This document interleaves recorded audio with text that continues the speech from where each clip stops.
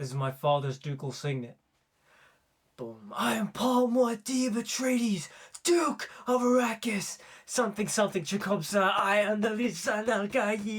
At the time of this recording, I've seen Dune Part 2 5 times in cinema now. I love this film. This film is great. I've got like nitpicks about it here and there. Like, I'll cover this in a movie commentary when the film hits digital, because honestly, I can't wait to do a movie commentary on that film. I love it so much. However, ever since the very first screening of the film I saw, I have been fighting the ending, because the ending to me is confusing, especially the stuff regarding Paul and Chani. Like, how was that supposed to pan out? Especially considering Denis Villeneuve wants to make Dune 3, Dune Messiah, an adaptation of Dune Messiah.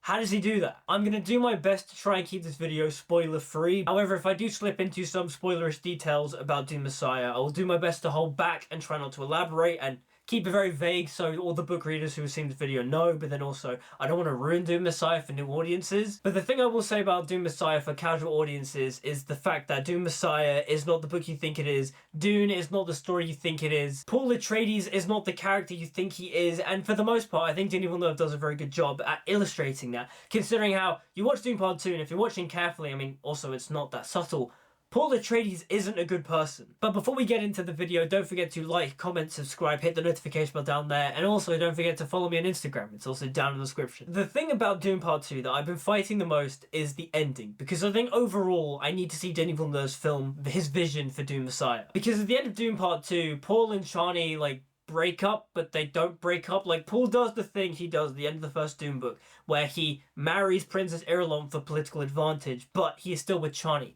However, the difference is between the film and the book is the fact that in the film, Paul does not go to Chani, Maisi Haya, I love you, I will not touch Irulan, I've only married her for political advantage, you are my wife.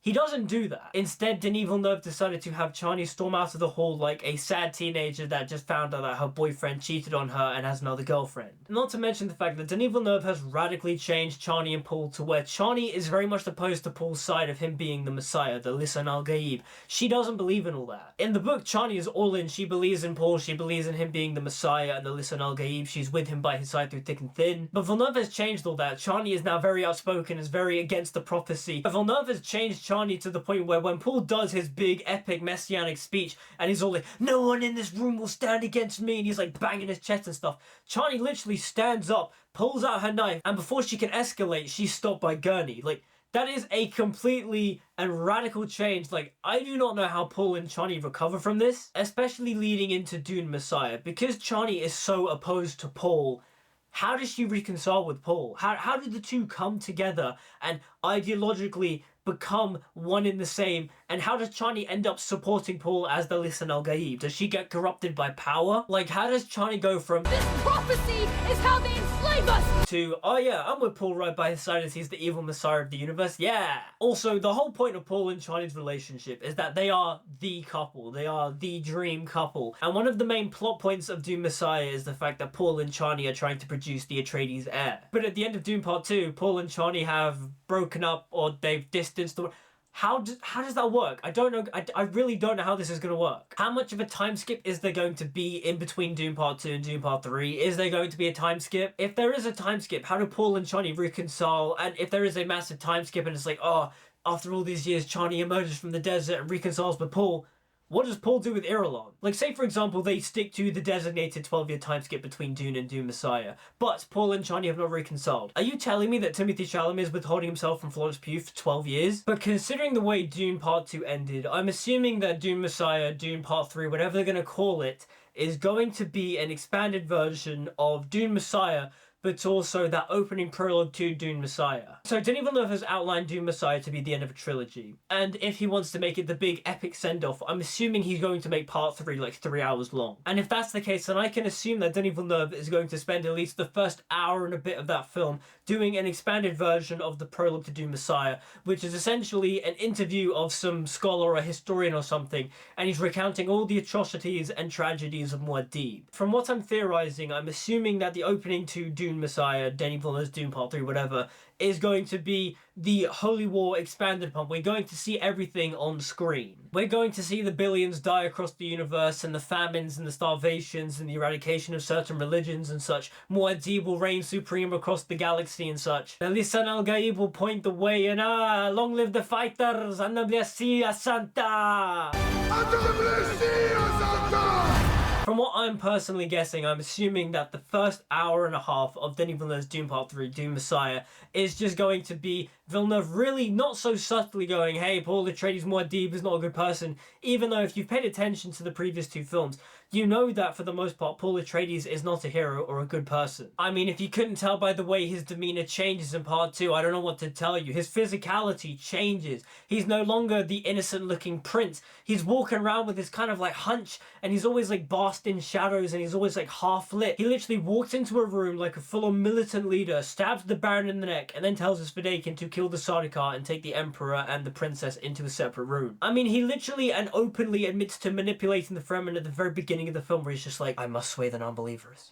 If I can use them to disrupt spice production, that's the quickest route I can take to the Emperor. Now, the thing is with Dune Messiah is that Dune Messiah isn't a very long book, so I feel like Villeneuve will, for the most part, expand the book, expand the material, and really delve into the atrocities of Muad'Dib and that 12-year time skip. But also, within that time skip, Paul and Chani have to reconcile, and he has to make it believable, because honestly, the way they break up in Part 2, I don't see how they come together. But then also, as Paul tells Jessica in Dune Part 2, he has seen it that she will come to understand in time. So yeah, say for example, the first hour and a half is this expanded, made-up material about the 12-year time skip between Dune and Dune Messiah. Then the second half of the film will be Messiah, because Messiah isn't a very long book, and also it's not really like a full-on story, or at least it doesn't follow conventional narrative structure. Dune Messiah is a very weird book, but I love it because for the most part, it's just people talking in rooms and plotting and scheming. Dune Part 3 in many ways will not fit the narrative style of Denis Villeneuve's previous Dune films. However, one of the things Denis Villeneuve cannot do with Dune Messiah is he cannot chicken out on Emperor Paul Muad'Dib Atreides, because if he does, then he's kind of failed, realistically, because he keeps going in saying, I know the story of Paul Atreides, I know how it pans out, I know that Paul is not a heroic figure, I understand what Frank Herbert was trying to say with the character of Paul Atreides and such, but Denis Villeneuve, mon ami, has also come out recently and said that he doesn't like dialogue in films. He tries to cut back as much dialogue as he can and let the visuals tell the story, which in many ways I respect. But the thing I also find so baffling too is that this man loves Dune, and Dune, for the most part, is really all about the dialogue. Ideas and dialogue. That's what Dune is about. So the fact that Villeneuve is a director that doesn't like dialogue, I just think it's strange that he is choosing to adapt Dune. Now, there's one key line from Dune Messiah that Denis Villeneuve has to include, because if he doesn't, he's kind of failed. He's talking to someone and basically says along the lines of, he, Paul Muad'Dib Atreides, is an emperor akin to some of the greatest in human history, like Genghis Khan and Adolf Hitler. And that right there, if Denis Villeneuve doesn't include that Hitler line, he's failed. That's like the whole point of Dune Messiah. Paul Atreides is not a good person, but even still, when he renounces his ways and such, you get to that specific monologue. That's him trying to justify his horrific actions and why other previous emperor-like figures like Genghis Khan and Hitler did those things. He's trying to justify his atrocities, but also say that the greater evil is a benefit to humanity. Like, really, it all kind of just stems down to the dialogue. I know Timothée Chalamet can portray this character because he did it so effortlessly in Dune Part 2. Honestly, there are so many of his line readings that are just ingrained in my brain. His performance in Part 2 is spectacular. You think I'm stupid enough to deprive myself of the best of us? Do you smash a knife before a battle? I am Paul Atreides, son of Leto Atreides, Duke of Arrakis. Your feet! You're lucky if you keep your head. I'm still pissed off that Denis Villeneuve cut out the I remember your Gom Jabbar, now you'll remember my monologue. Because, like, I needed to hear Timothée Chalamet say that, and he didn't. Like, Denis, what are you doing? Damn you and your hatred for dialogue, Denis. Curse you. I'm joking. But really, to sell Dune Messiah, you need to really hammer home the idea to the audiences that Paul Atreides and his reign on Arrakis and such, him trying to bring the green paradise to Arrakis, is a horrible thing. It ruins the Fremen, it ruins the overall nature and culture of Arrakis. Maybe take certain ideas and elements from Children of Dune and put it into Dune Messiah, I guess, because obviously Villeneuve has said that he's not really interested in going past Dune Messiah. Another thing too that I'm curious about is how he's going to handle Duncan Idaho, the Tleilaxu, and Aaliyah, because in Dune Part 2, he chickens out on doing the demon toddler. Honestly, I feel like he could have done it. I don't know why he didn't do it. He chickened out. Like, going off the way that he portrayed Jessica in the film, Jessica is terrifying. You could easily find a creepy looking child. I mean, horror movies have done this for decades. Find a creepy looking child and just have him do the same stylistic thing he did with Jessica with the child. But anyways, I digress. We're gonna get Anya Taylor-Joy as Alia, which is fine. And then she's gonna have a romance with Duncan, I guess. But how is he going to make that interesting? Because that's kind of all Alia really does in Dune Messiah. Like, don't get me wrong, I love Alia. She's one of my favourite characters in Dune. But realistically, her story is in the first Dune and in Children of Dune. Is he going to see those elements from Children of Dune in Dune Messiah? Like, how's he going to do that? But also another thing too that comes to the ending of Dune Part 2 is the fact that the Great Houses reject Paul's ascendancy, and that in many ways is the idea of the jihad, Paul's holy war across the universe is going to be him trying to claim the throne as emperor. But also, that's not what happens in the book because Paul has the majority shareholder of the Chome Company. And the Chome Company is the company that is responsible for obtaining all the spice and handing it out across the universe. But I also feel like that's an interesting thing too. Villeneuve hasn't really explored the idea of the spice and what it can do and why it's so valuable and important in this world of Dune. He kind of hasn't really touched on it at all. Even the Sardaukar bum bum at the beginning of Part 2, the opening quote is "Power over spice is power over all." But you watch the film, and that theme doesn't really play into it. Like, yes, we get one or two lines about he who can destroy a thing has the real control of it. And the idea of how the Baron is really furious about the limited spice production on Arrakis to Raban and such. But Dune Part 2 hasn't really delved into the idea about spice and why it's so important and the space travel stuff and the guild navigators. Like, the guild, it just isn't in Dune Part 2. Which is weird considering how all the great houses have arrived on Arrakis because the Baron sends out a message saying how the Emperor is, like, putting the spice under threat and Muad'Dib is going to destroy it and such. But in terms of the pure plot aspect to spice in the books, the films haven't really touched on it at all. The films, I think, from what I can remember, have not fully delved into the idea about spice and it can do all the space-time travel stuff. Actually, now that I'm thinking about it, I think there's a throwaway line in Part 1, but even still, that idea needs to be brought more to the forefront because it's so important, especially when you get to the climax of Dune Messiah because it's about a certain conversation with another certain someone and they want a certain thing from a certain someone, and all of it has to do with spice and such. So the film's lack of importance on the spice is very apparent and needs to be emphasized more in Dune Part 3 because the overall messaging of not to follow charismatic leaders and such is apparent in Denis Villeneuve's Dune film,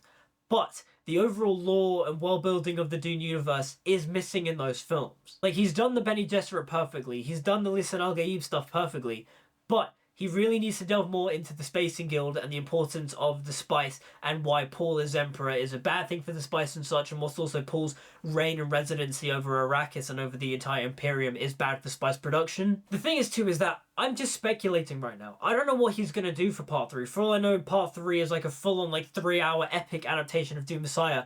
I don't know how he's going to do that, but for all I know, that's what he's going to do. I don't know how he's going to bring Paul and Chani back together because the way he's ended it in Part 2 is just, it's a little bit much for me to buy that they will come back together and she will fully be on his side. Is he going to montage from all that because he's written himself into a corner? Like, I hope not, but then also knowing Villeneuve, he is very good at doing that because all three of the Dune films open with prologues. I'm assuming he's going to talk about something in the prologue and such, and that's how Paul and Chani come together. I don't know. I do have a sneaking suspicion that the first half of the film is just going to be a made-up fanfiction interpretation of the beginning of Dune Messiah, and then the rest of the film is just going to be a full adaptation of Dune Messiah. Honestly, I am just very curious, and I don't know how long this film is going to take to make, whether it'll be in 3 years or 4 years. All I know is that we're going to get it before 2030.